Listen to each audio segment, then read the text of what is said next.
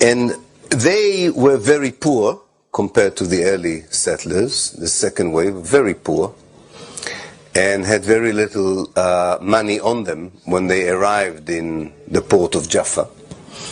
They knew nothing about how farming and agriculture, because as you know, Jews in Russia and Eastern Europe were not allowed to work on cultivation of land, and had nowhere to stay, and didn't know how to make a living for themselves in the new country called Palestine.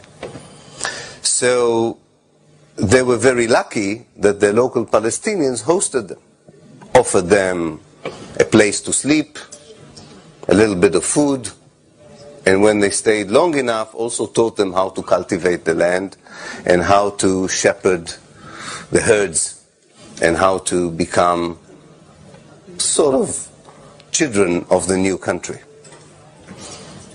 But at night, these settlers, under the candlelight, wrote diaries. They were obsessive diarists. They wrote a lot of, every day they wrote in a diary, which is good for the historian. They wrote about everything. A mosquito bite, they didn't sleep well, a lot about the women they didn't like, the women didn't like the men didn't like the men.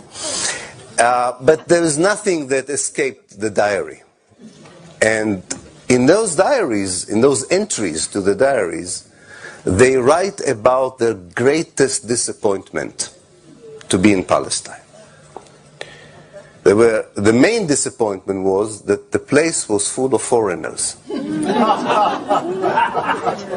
Especially those, of course, who hosted them. They were the main foreigners.